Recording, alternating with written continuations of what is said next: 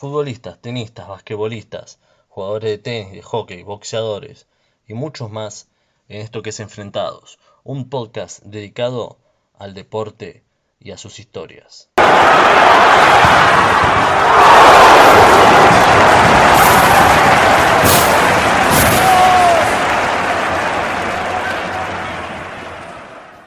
En el capítulo de hoy tenemos a él, que es el técnico de San Lorenzo, multicampeón con Independiente, campeón también de técnico en Ecuador, Rubén Darío el Gallego Insúa, el Gallego de Boedo.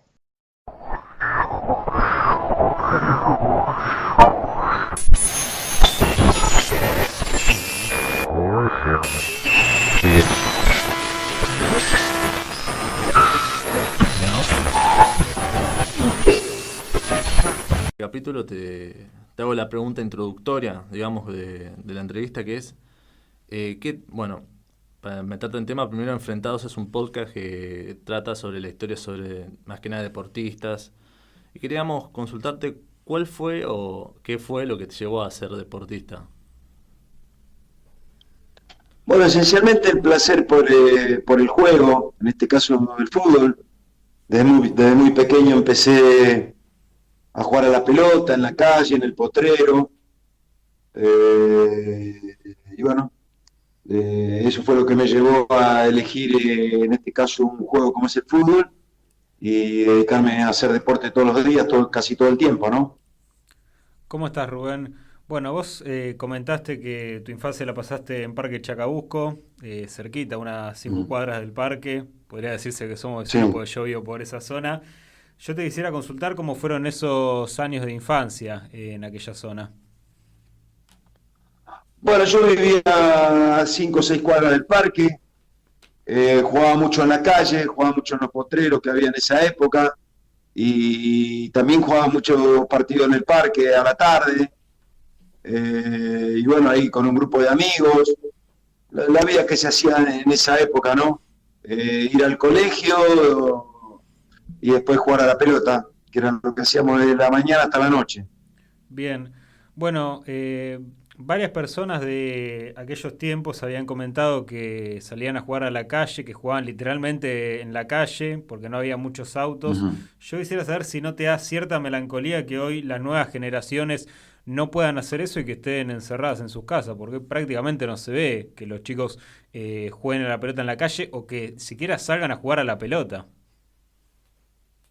Bueno, han cambiado las costumbres, han cambiado los hábitos, ha cambiado la conformación de la ciudad en general y hoy hay mucho escuela de fútbol, clubes de barrio donde se juega mucho al babi, clubes de fútbol que sí desde pequeño, a partir de los 8 o 9 años ya empiezan a incorporar chicos, eh, para formarlos, pero obviamente que es totalmente diferente a lo que pasaba hace 50 años, donde los padres tenían ciertas libertades para criar a sus hijos y no había conflictos fuera de casa, no había riesgo en cuanto a la seguridad, como vos bien marcabas, había mucho menos autos y se podía jugar a la pelota en la calle. Ha cambiado todo. Si tengo cierta nostalgia o no, es otro mundo. Yo disfruté cuando era chico de ese momento y lo disfruto ahora de otro lugar, ¿no? Claro. Yo tengo entendido que a los 9 años te fuiste a probar a San Lorenzo, que quedaste y a partir de ahí pudiste iniciar Sí. tu recorrido en las inferiores del cuadro azulgrana. Yo quisiera saber si tu hijo te presionó para que seas jugador de fútbol, porque hoy existe una cierta tendencia en donde los padres presionan a los hijos para que el hijo no solo llegue a primeras y además para que pueda salvar económicamente a la familia. No, no, mis padres para lo único que, entre comillas, presionaban era para que estudie. Después me daban amplia libertad para que yo decida qué camino seguir. Sí Claro. me exigían respeto, a la familia, a los horarios, a respetar los horarios de estudio, a la hora que se almorzaba y se cenaba, a respetar a los mayores, a las mujeres, a los ancianos, como te educaban en esa época. pero no me presionaba para jugar al fútbol de ninguna manera. Sí, lo que me exigían era que estudie ¿Y eras buen y estudiante? después que no mucho, lo hacía más por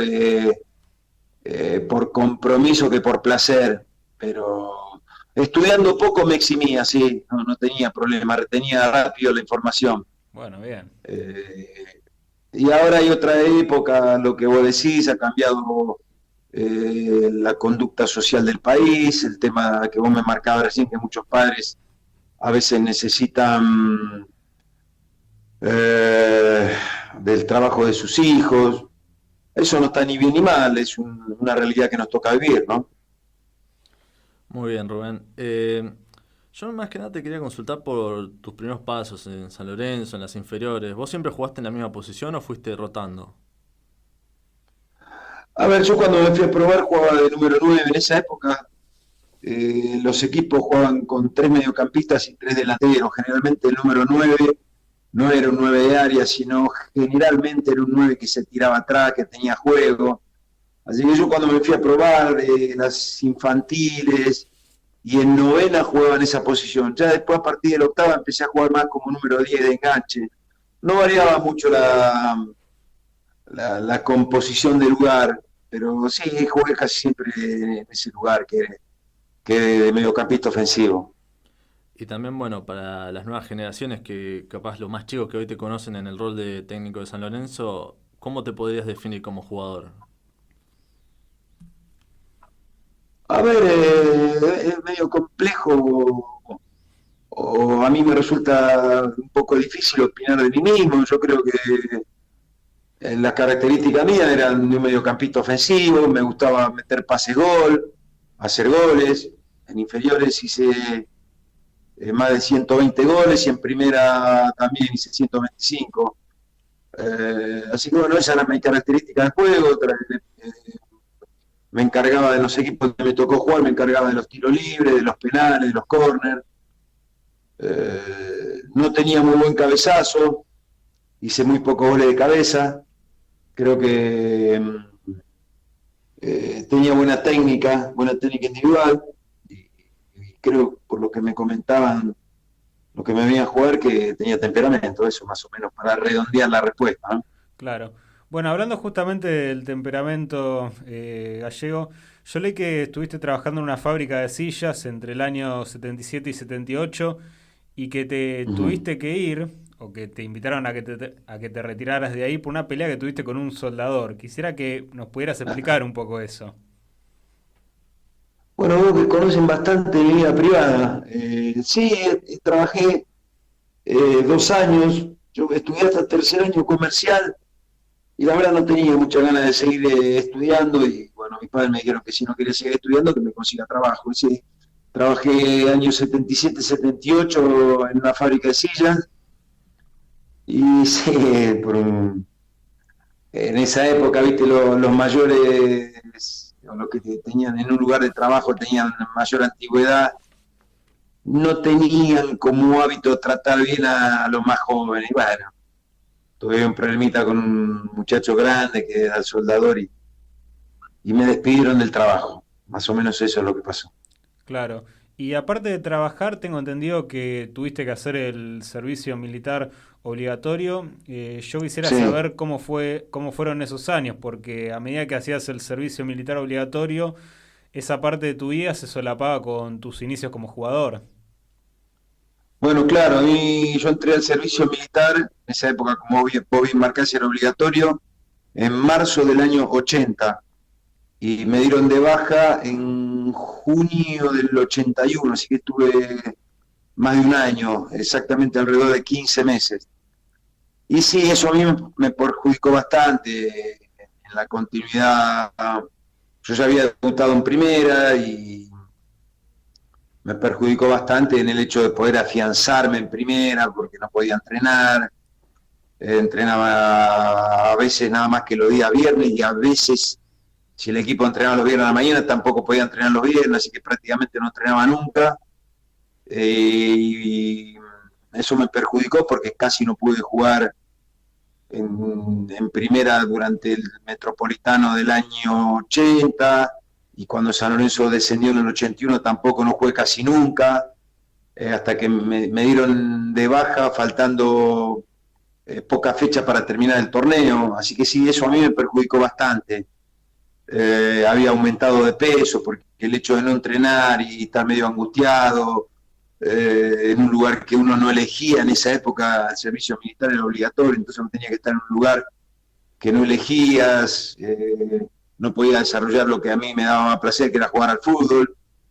Pero bueno, después que me dieron de baja, eh, y ya después San Lorenzo, en el torneo nacional del año 81, sí, ahí nos dio posibilidad a los jugadores jóvenes, ya me pude estabilizar y ser titular, y después, bueno, el año 82 también, y ahí empecé, por llamar de alguna manera, en el nacional del 81, ya pude empezar con cierta normalidad mi carrera como jugador profesional.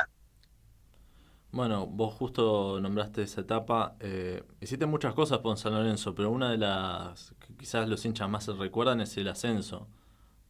¿Cómo lo viviste vos como jugador? Sí, bueno, ese fue un muy buen año porque ya San Lorenzo había hecho un buen torneo nacional. En esa época se jugaba primero el torneo metropolitano, que es donde San Lorenzo perdió la categoría, y después el torneo nacional. Y ahí, bueno, nos dieron posibilidad a los jugadores jóvenes, nos afianzamos en primera, empezamos a tener más experiencia en primera, a jugar con presión, y bueno, después del año 82 fue muy bueno.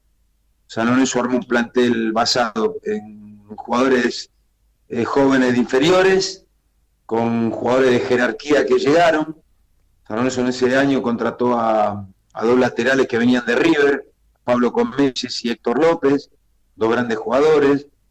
Lo contrató a un número 9, Hugo Paulino Sánchez, que venía de Boca, a Eugenio Morel, que era un muy izquierdo que estaba en Argentinos Juniors y era titular en la selección paraguaya, a Oscar Quiroga, que era titular en Talleres de Córdoba, que tenía un gran equipo en esa época. Y bueno, armó un gran plantel. La primera rueda la dirigió Juan Carlos Lorenzo y la segunda Piojo Judica. Y bueno, fue una gran temporada. San Lorenzo salió campeón 3 o 4 fechas antes, sacó una gran ventaja. Y la verdad que fue un año brillante porque el público iba masivamente al estadio, se jugaba con estadio lleno, con una gran expectativa, y te diría que fue uno de los años que más disfruté en toda mi carrera. En el 83, Rubén, te llega la convocatoria de la selección argentina. El entrenador en ese momento era Carlos Salvador Vilardo, uno de los entrenadores que pudo hacer que la Argentina se consagrara campeona del mundo. Hay varias anécdotas alrededor de este personaje, bueno, las que puedes escuchar de Ruggeri mismo. Yo quisiera saber si tenés alguna anécdota o algunas anécdotas particulares con Vilardo.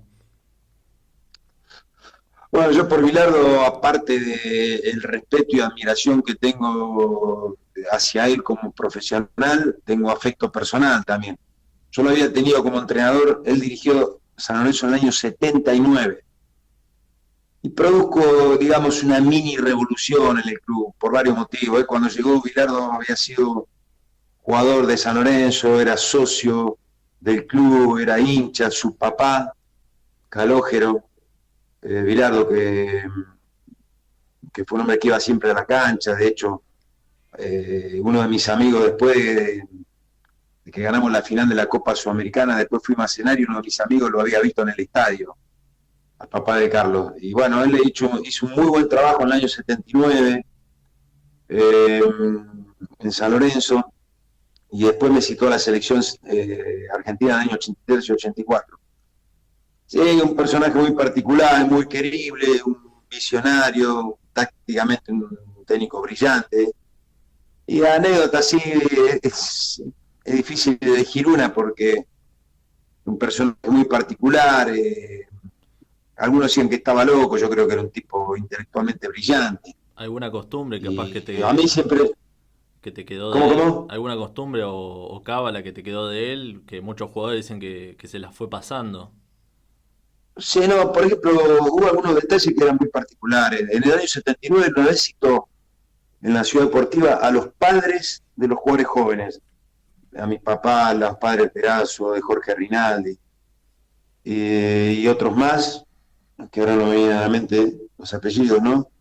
Pero los citó a los padres para decirle que tenían que controlar que sus hijos vayan al colegio, que tenían que controlar que se vayan a dormir temprano, que tenían que controlar cómo se alimentaban, que tenían que controlar sus amistades. Yo eso no lo vi nunca a ningún entrenador. Y después la última fecha que se jugó en el gasómetro, en el viejo gasómetro, San Lorenzo jugó con Boca. Y el equipo concentraba los días viernes, y terminó la práctica del viernes ahí en el gasómetro, y yo me iba caminando con el bolsito. Él nos había citado creo que a las 12:30, 1:00 en el hotel para almorzar, y me vio que me iba caminando y me dice, ¿dónde va? Le digo, a mi casa, yo vivo casi en mi cuadra. Me dice, bueno, esperame 5 minutos, te llevo. Y me llevó hasta mi casa, esperó que yo fui a retirar el bolso, y me acuerdo que tenía un Chevy celeste, y de ahí de mi casa me llevó hasta la concentración. Yo ni hablaba, ¿viste? Yo tenía 18 años. Para mí, viste, que te maneje Bilardo era todo un acontecimiento, para todos los jugadores jóvenes. Nosotros aprendimos mucho con él. Y bueno, eso era algo atípico, viste, que un entrenador se ofrezca a llevarte a tu casa en el auto, viste. Bilardo era un personaje muy, muy conocido, muy querido. Un año antes había llevado a la final de la Copa al Deportivo Cali, cosa que nunca lo había conseguido un equipo colombiano. Así que bueno, todos esos detalles me fueron quedando muy, muy impregnados, ¿no? Y aparte, él estaba, por supuesto que él es el personaje, digamos, él junto con Subeldía, mi personaje número 1 de Estudiantes de La Plata. Pero estaba muy identificado con San Lorenzo porque había debutado en la primera San Lorenzo, era hincha San Lorenzo, era socio San Lorenzo y la gente lo quería mucho. Así que en alguna medida eso fue los recuerdos que puedo marcar hoy en cuanto al doctor, ¿no? Y bueno, también trayendo un poquito a Bilardo, ¿qué opinión tenés vos de esta grieta que se generó a raíz de los que muchos piensan de que, no sé, Bilardo era defensivo, o que no le gustaba atacar? Que ya vos siendo mismo entrenador hoy en día, ¿qué cosas retomaste y ponés en práctica como en tus entrenamientos o en los clubes que dirigiste? Bueno, de él aprendí muchas cosas. Primero, el superprofesionalismo, la disciplina, la cultura táctica, el darle siempre lugar al talento adentro de un funcionamiento de un equipo, y muchísimas cosas más. Que la pongo en práctica, sí, por supuesto. Yo en San Lorenzo tuve 4 entrenadores, Bilardo, Lorenzo, Judica y Ramiro Veira, todos fueron campeones libertadores, campeones del mundo. Era imposible no aprender de esos entrenadores. Y en el caso puntual de Bilardo, que yo muchas veces he escuchado que al fútbol argentino no lo hizo bien, ese debate, esa grieta o esa rivalidad, por llamar de alguna manera, que tuvo con Menotti. Y yo creo todo lo contrario. Yo creo que ese debate de ideas enriqueció al fútbol argentino. De hecho, al día de hoy son los únicos 2 entrenadores que fueron campeones del mundo. La Argentina, a través de su historia, tuvo grandísimos entrenadores. Muchos fueron campeones a nivel nacional, ganaron Libertadores, Copa Sudamericana, Recopa, dirigieron en Europa, y fue una fuente inagotable de grandísimos entrenadores en el fútbol argentino. Ahora, campeones del mundo solamente 2. Así que yo creo que ese debate de ideas, esa cierta rivalidad, esa diferencia que había en el juego y en el pensamiento, yo creo que enriqueció en forma muy profunda los conocimientos y el desarrollo del fútbol argentino. Siempre pensé de esa manera. Yo no creo que de ninguna manera que lo haya perjudicado. Después hay muchos entrenadores que piensan de una manera, otros piensan de otra, unos juegan de una manera, otros juegan de otra. Ahora, en la Argentina consiguió lo máximo, que es ser campeón del mundo, con 2 ideas diametralmente opuestas, y las 2 jugando muy bien al fútbol, dándole contenido. Para salir campeón del mundo vos tenés que ganar a las grandes potencias. Claro. Y para ganarle a las grandes potencias vos tenés que tener buenos jugadores, buenísimos jugadores, grandes entrenadores, excelente preparación física, cultura táctica, y tanto Bilardo como Menotti le dieron eso a la selección argentina. Claro. Aparte de tener grandes jugadores a lo largo de tu carrera, Gallego, vos también tuviste, compartiste el vestuario con grandes futbolistas. Uno de ellos fue Bocini Independiente, porque vos tuviste un paso por el rojo en donde fuiste campeón. Yo quisiera saber cómo fue compartir esa etapa en Independiente con el máximo ídolo de la historia de ese club. Bueno, para mí muy enriquecedora en el plano futbolístico, ni hablar, y en la parte personal. Yo tuve la suerte, fuera de la cancha, de hacer una amistad con Ricardo, con el Bochi, con su familia. Eh, yo creo que junto con Maradona y Messi, Bochini fueron los tres mejores jugadores que yo he visto. Y bueno, traté de disfrutarlo como jugador y como persona. Tengo un grandísimo recuerdo del equipo que me tocó formar, del cual formar parte en Independiente. Y bueno, compartir un vestuario, un campo de juego con Bochini, es una de las cosas que le agradezco y que me permitió el fútbol, ¿no? Claro. ¿Y cómo evaluás tu paso por Independiente? Porque yo tengo en mi mano la tapa de la revista El Gráfico, en donde se te ubica en el centro de la escena, cuando aquel Independiente del 89 sale campeón del torneo local. Bueno, sí tenemos un gran equipo, un gran cuerpo técnico. El técnico era el Indio Solari, y tenía un grandísimo cuerpo técnico que lo acompañaba, una dirigencia de lujo. A mí me llevó a Independiente como presidente de don Pedro Iso, que es uno de los mejores dirigentes que he conocido en mi carrera. Un señor, un caballero. Independiente en ese momento estaba considerado no solo uno de los mejores clubes de la Argentina, sino los mejores clubes a nivel mundial. Llegó a tener casi 100.000 socios, cosa que eso no pasaba ni en los clubes de Europa, ni en el Manchester, ni en el Real Madrid, ni acá en Sudamérica, ni en el Flamengo. Y bueno, fue una etapa muy linda. Estuve 2 años y medio en total. Independiente fue campeón el torneo 88-89, después ganó el torneo de Apertura, después fue finalista de la Supercopa, que se nos escapó una definición por penales.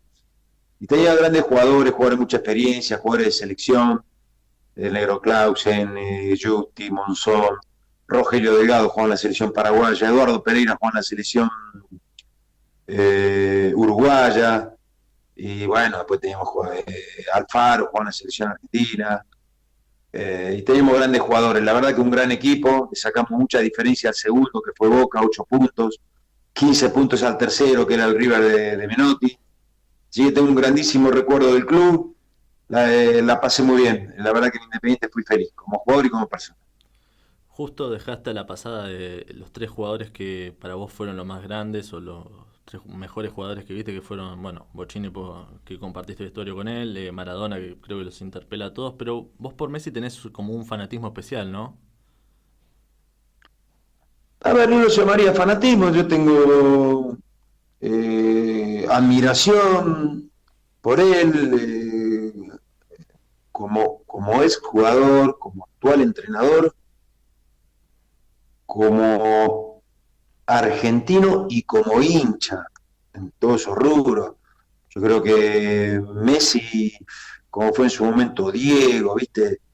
El nombre de Argentina se conoce en todo el planeta todos los días y casi todo el tiempo gracias a lo que Messi hace dentro de un campo, que genera admiración, empatía. Todo el mundo se pregunta cómo hizo el fútbol argentino para sacar este tipo de jugadores. Yo hablo de Messi, Maradona, el Bocha y en su momento Alfredo Di Stéfano también. Pero el caso de Messi, viste, él triunfó y puso en el mejor escenario del mundo a un equipo casi inigualable, que fue el Barcelona de Guardiola, donde él era el principal exponente. Lo sigue haciendo en la selección argentina. Yo muchas veces escucho cosas, yo respeto todas las opiniones como corresponde, ¿no?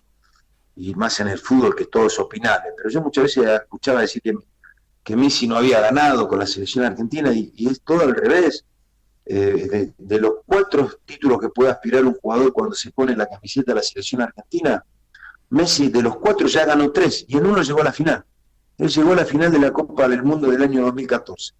Ya había sido campeón mundial sub-20. ya había sido campeón olímpico con Argentina y el año pasado fue campeón de América con la selección también. Y no solo fue campeón de Copa América, le ganó la final a Brasil. Y no solo fue campeón de América, le ganó la final a Brasil, sino que lo hizo en el Maracaná. Y para mí eso, como hincha del fútbol y como amante, yo amo la selección argentina, la camiseta de la selección. Y cuando Argentina perdió la final del 2014, que la pudo haber ganado, con una gran selección y con un grandísimo entrenador como fue Alejandro Sabela, de quien tuve la suerte de ser compañero en la selección y en Estudiantes, yo siempre pensaba que se nos había pasado una oportunidad única y en ese momento creía que irrepetible. Y bueno, el destino, una decisión del gobierno en su momento, que Argentina iba a tener la Copa América, iba a ser el organizador de la Copa América, y por una decisión del gobierno relacionada con la pandemia, desistió de esa posibilidad. Y el destino, en definitiva, nos jugó una buena pasada porque nos permitió ganar la Copa América y en el Maracaná, y yo creía que nunca más iba a tener la posibilidad de ver a Argentina campeón del mundo en el Maracaná. Y bueno, la consiguió. Cuando termina el partido, esa imagen donde Messi se arrodilla y se pone a llorar, ¿viste? Yo creo que grité más el gol de Argentina. Y cuando terminó el partido me abracé con mi mujer acá en mi casa. Yo a veces no grito ni los goles del equipo donde yo dirijo. Mirá. Y ni he gritado a veces algunos goles en una final, en campeonato, finales a nivel internacional, que tuvimos la suerte de ganarla con San Lorenzo. Y ese sí lo grité y me abracé con mi mujer y disfrutamos, ¿viste? Y vi que el pueblo argentino estaba contento. Y yo creo que toda esa alegría, toda esa satisfacción, todo ese ejemplo que nos da Messi todos los días como persona, como profesional, en el ámbito familiar, con su mujer, con sus hijos, con su familia, con su respeto por el escudo de la AFA. Y bueno, todo eso me produce a mí admiración hacia el personaje, ¿no? Sin conocerlo. Personalmente me refiero a este caso, ¿no? Claro. Bueno, muchos pensarían de que los anti-Messi se fueron extinguiendo con el tiempo, pero hace poco surgió esto de que no lo nominaron al Balón de Oro después de haber ganado 7. ¿Qué te parece a vos eso? A ver, yo creo que el año pasado Messi tuvo un muy buen año, grandioso, fue campeón con Argentina, fue campeón con el Paris Saint-Germain. Eh, pero también es cierto que hay otros grandes jugadores en el mundo y también yo creo que Leo se tomó un descanso de un año y ahí habrá otros grandísimos jugadores que el año pasado ganaron cosas importantes como Lewandowski y otros jugadores, Benzema, por llamar de alguna manera, que también yo creo que Leo ganó 7 y bueno, un descansito de un año no le viene mal a él y que el mundo del fútbol también pueda disfrutar y otros grandes jugadores puedan disfrutar de ganar un evento de esta característica, ¿no? Yo creo que Benzema lo puede merecer, Lewandowski lo mismo, o Mbappé, o cualquier otro jugador argentino, ¿no? Yo creo que está Messi y el resto pelean otra liga, y bueno, yo creo que en este caso Leo se toma un descansito de un año y va a tener la rivalidad o el título en este caso, o el premio lo van a ganar. El debate va a estar entre otros 5 o 6 jugadores que también lo tienen merecido, ¿no? Claro, retomando Gallego un poco a tu etapa como jugador, en el año 91 te llama Miguel Ángel Brindisi para que llegues al fútbol ecuatoriano, más específicamente a Barcelona de Guayaquil. Yo quiero saber qué te motivó para ir a ese equipo, sobre todo para un fútbol desconocido, tal vez para los futbolistas argentinos, y cómo fue esa adaptación en el Barcelona. Bueno, decidí ir porque tenía menos oferta. Pero bueno, me convenció el hecho que Miguel me llamó, habló conmigo, me dijo que me quería tener en el equipo. Ahí en Barcelona estaba Marcelo Troviani, que es amigo mío, habíamos jugado juntos en la selección, habíamos jugado juntos en Estudiantes. Yo había visto un par de meses antes en la semifinal de la Copa, Barcelona se había cruzado con River, me había llamado mucho la atención el estadio que tenía, la cantidad de público que había, y bueno, lo tomé como un nuevo desafío, y la verdad que conocí un club impresionante, con una hinchada extraordinaria, un club donde se vive todos los días y se juega con la pasión de cualquier equipo grande de fútbol argentino. Y la verdad que viví 3 años de mi carrera muy lindos. No me arrepiento, al contrario. Creo que tomé una grandísima decisión cuando decidí ir a jugar a Barcelona, Ecuador. Perfecto. Vos habías comentado en una entrevista que Barcelona, ese Barcelona de Ecuador, era un club europeo en Sudamérica porque te pagaban tiempo y forma, te exigía y también te Sí. pedía el título. Yo quisiera puntualizar más con la cuestión de la hinchada, porque hablando con compañeros ecuatorianos, siempre me dicen que la hinchada del Barcelona de Ecuador es una hinchada especial cuando juega de local y sobre todo cuando juega de visitante llenando los estadios. Ah, bueno, es una hinchada que tiene muy grande, grandísima. Bueno, juega de local, ahí me ha tocado. Tuve la suerte de ser campeón primero como jugador y después como entrenador, ¿no? Y después llegar a la final de la Copa Libertadores como técnico también y jugar con 80, 85, 90 mil personas, ¿viste? Eso no es algo normal de todos los días. Y jugar finales, jugar finales como jugador, como entrenador, entonces uno se va encariñando con el club, me trataron espectacular siempre, me encariñé mucho, tengo muchísimos amigos, y sí, es un equipo que cuando el equipo va bien y pelea cosas importantes, llena estadios en todo el país, ¿viste? Jugás a estadios llenos siempre, y bueno, eso es una gran motivación, y sobre todo para los jugadores argentinos que estamos acostumbrados a eso, ¿no? Por eso para mí jugar en Barcelona era como jugar en cualquier equipo argentino con un club grande. Yo había tenido la experiencia, yo tuve la suerte de jugar en 3 clubes grandes acá en Argentina: San Lorenzo, Estudiantes de La Plata e Independiente, y jugar con presión y con estadios llenos. Así que para mí jugar en Barcelona fue como la extensión que tuve, como si estuviera jugando acá en Argentina, ¿no? Y conocí un país maravilloso, hermoso para vivir, tengo muchísimos amigos, y bueno, pasé 3 años muy buenos en mi carrera, primero como jugador y después me tocó dirigirlo también, y disfruté mucho de las dos formas. Bueno, Rubén, vos llevándote más a tu etapa como técnico, lograste la primera sudamericana o sea, la primera edición que se jugó en su nuevo formato de Sudamericana, la ganaste con San Lorenzo y además la final fue, creo que una de las finales con más amplia diferencia en cuanto a resultado global. Ya en la ida habían ganado 4-0. Sí, sí. Hace poco me hice una nota y creo que hasta el día de hoy San Lorenzo tiene ese récord, que es el único equipo argentino que ganó una final de visitante por 4 goles de diferencia. Y bueno, sí, teníamos un muy buen equipo, una buena combinación de algunos jugadores muy poquitos de experiencia que ya sabían lo que era salir campeón en el club.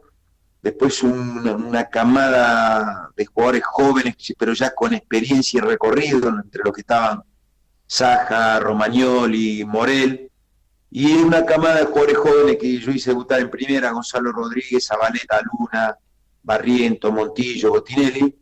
Y bueno, armamos un muy buen equipo que ganó, creo yo, jugando en alto nivel la Copa Sudamericana. Nosotros, hasta faltando 6 fechas para terminar el torneo argentino en la apertura, estábamos peleando los dos torneos. Claro. Nos habíamos puesto muy cerca de Independiente y de Boca, pero bueno, tuvimos que elegir uno de los dos porque primero teníamos un plantel muy corto, punto número uno, pero lo más importante de todo es que no podíamos, lamentablemente no pudimos darle la misma importancia a los dos torneos por el fixture, ¿no? Nos tocaba jugar miércoles y domingo, después nos tocó jugar un domingo por el torneo argentino y un martes una semifinal, así que decidimos en ese momento, en la parte futbolística y en la parte política institucional, dar importancia a la Copa Sudamericana, porque San Lorenzo hasta ese momento solamente había ganado un título internacional, y bueno, por suerte salió todo muy bien. No sé si te pongo en un compromiso, pero ¿te acordás la formación de ese equipo en la final o...? Sí, por supuesto.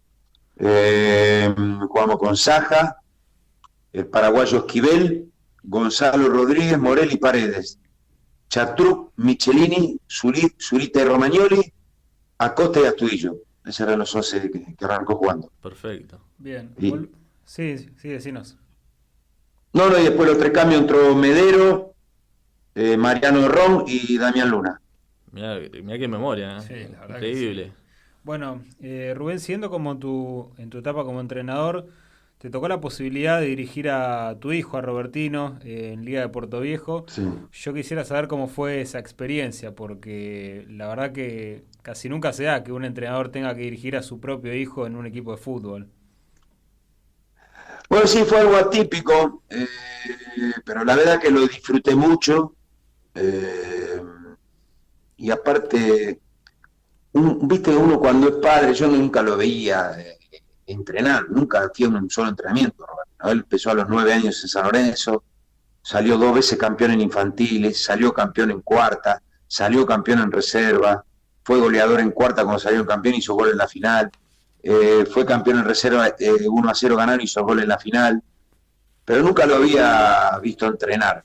Y bueno, lo disfruté en el día a día, para mí tiene enormes condiciones, lo vi entrenar, vi cómo se cuidaba, entrenaba al 100%, tuvo una grandísima temporada, jugó bárbaro, tuve una excelente relación con él en ese aspecto y bueno, para mí fue un placer dirigirlo y pude comprobar en la práctica lo que creía en la teoría, ¿no? Claro. Que tiene unas condiciones notables. Bueno, vos comentaste que a tu hijo lo ibas a ver poco. Es algo que hizo tu papá con vos, porque vos habías contado que te fue a ver a una sola vez a un solo partido en sexta división, cuando estabas en las inferiores de San Lorenzo. Sí, me fue a ver un partido en sexta que ganamos 3-2 y que hizo un gol de tiro libre.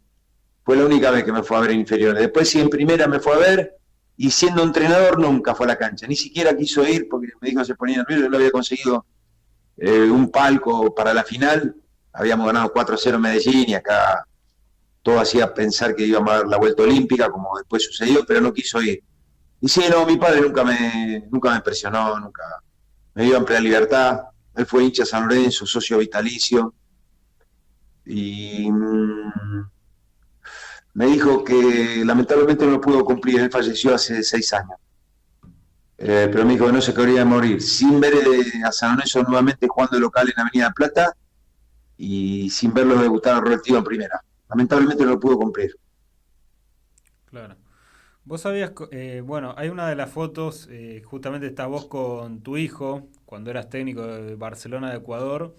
Yo quisiera saber cómo fue ese momento, porque fue un momento no solo importante para el club, sino también para vos. Sí, por eso esa foto es la que lo tengo a UPA, ¿no? Dando la vuelta olímpica. Sí, Sí, sí. esa foto. Bueno, eso fue el 25 de enero del año 98.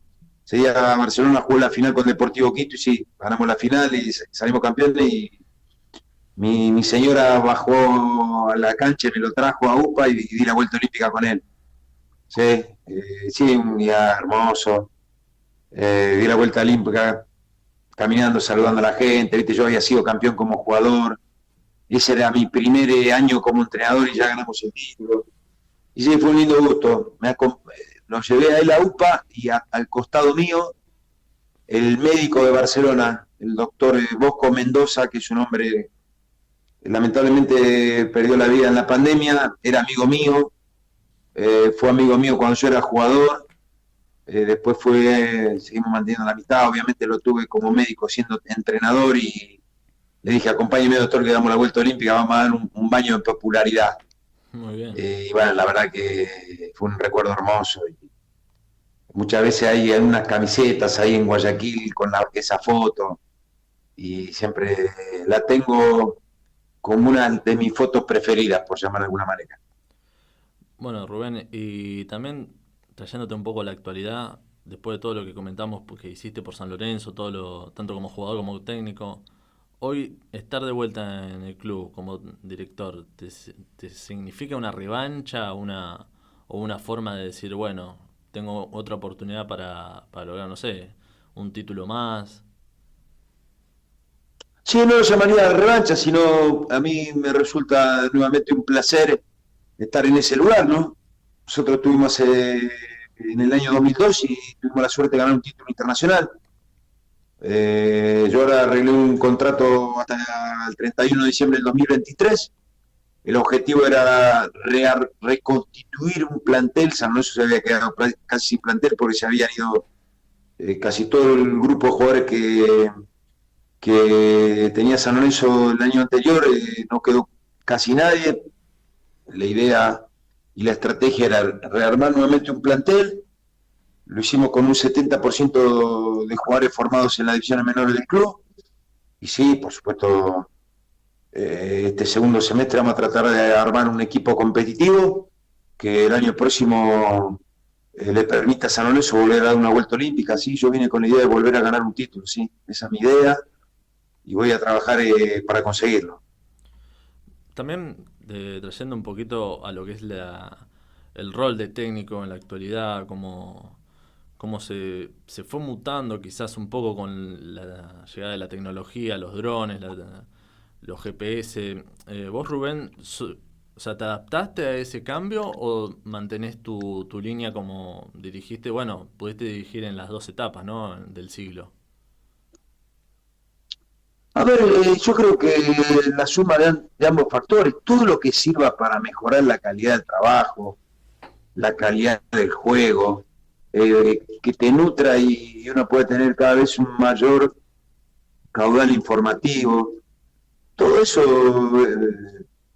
no creo que ningún entrenador se resista o quien lo hace me parece que deja de evolucionar. Después ha cambiado el reglamento en algunas cuestiones en el fútbol.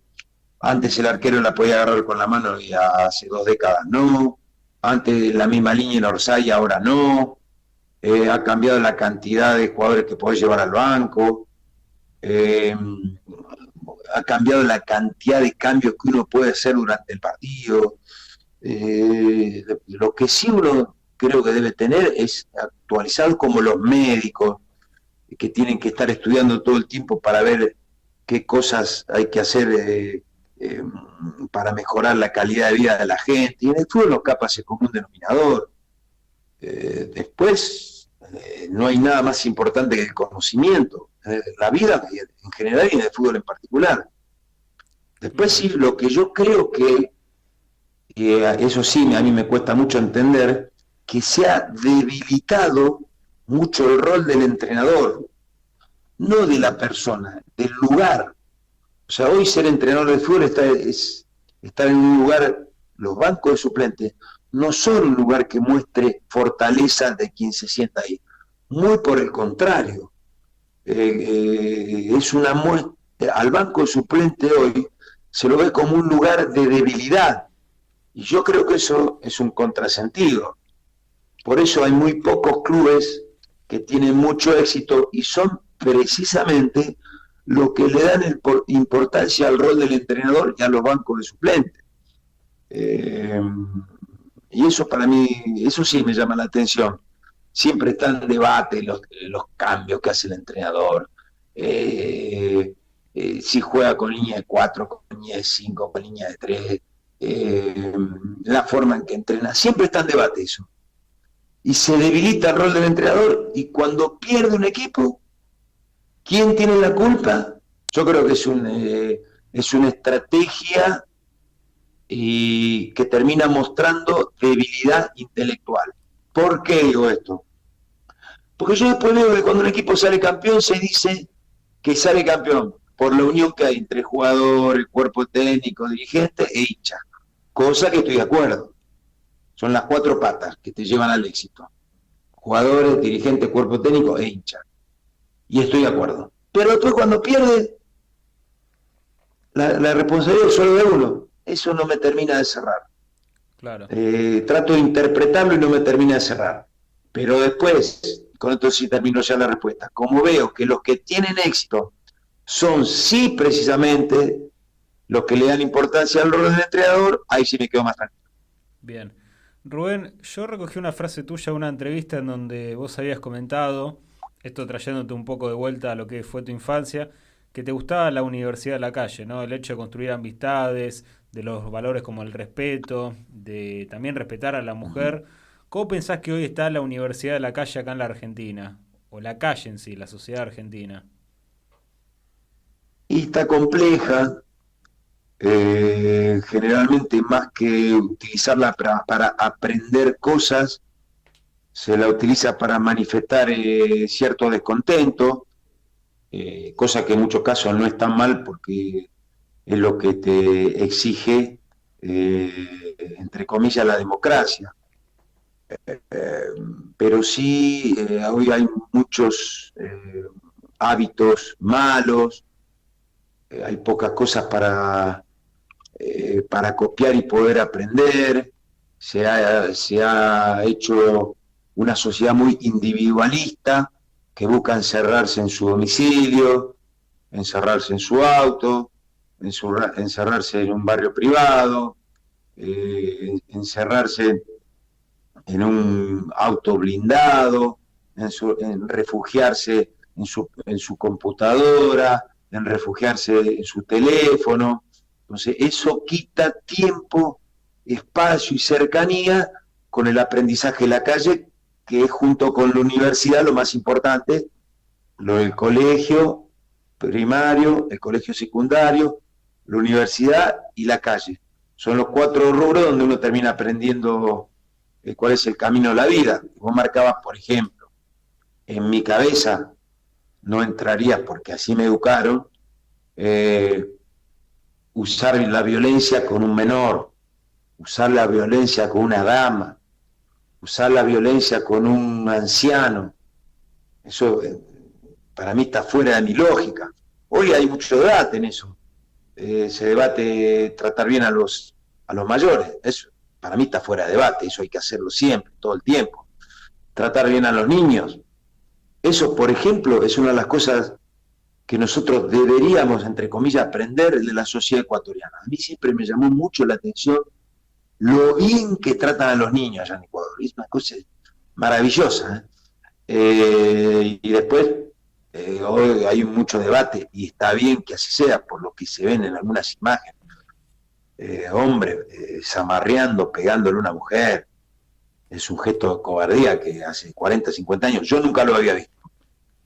Puede ser que suceda en esa época puertas adentro, puede ser, pero yo nunca lo veía. Y hoy a veces se ven ese tipo de imágenes que terminan mostrando alguna dosis bastante profunda de cobardía del hombre, y también se ve muchas veces hoy en el uso de las redes sociales la cobardía de maltratar al otro, insultarlo con cuentas falsas.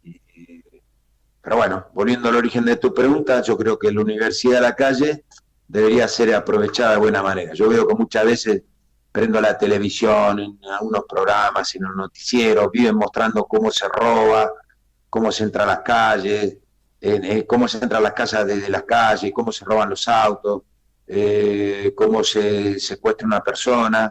Entonces a veces lo que antes los ladrones tenían que aprender ejercitando, ahora lo aprenden viendo la televisión. Diríamos que es una universidad para construir delincuentes, y yo creo que eso está mal. Por eso en algunos países de Europa no te muestran eso, no te muestran cuando alguien invade la cancha y quiere ser el principal protagonista, no te muestran cuando hay conflicto entre hinchadas, al contrario, buscan resolverlo y no mostrarlo para que los demás copien. Claro. Ahora en tu último día he visto que le quemaron los coches a los jugadores de Aldo Civi, y vi algunos pasacalles que dicen que si al equipo no gana le van a quemar los autos. En Lanús, sí. Estamos haciendo una universidad de lo malo, y hay que hacer todo al revés. Claro. Bueno, Rubén, ya para ir finalizando, te hacemos la última pregunta, que es la característica del podcast, es Para vos, vale como técnico o como jugador, me puedes responder cualquiera. ¿Cuál fue el mayor enfrentamiento o el más difícil que tuviste en tu carrera? La verdad que no podría elegir uno. No podría elegir uno. Porque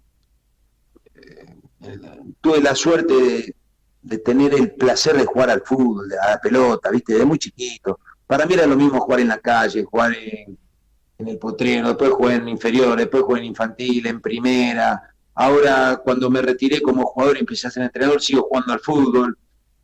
Cuando no dirijo, juego 2 partidos por semana en el Parque Avellaneda.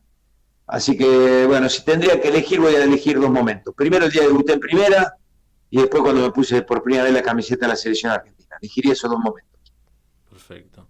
Bueno, Rubén, muchas gracias y Bueno, nada, te agradecemos por darnos un momento de tu tiempo hoy.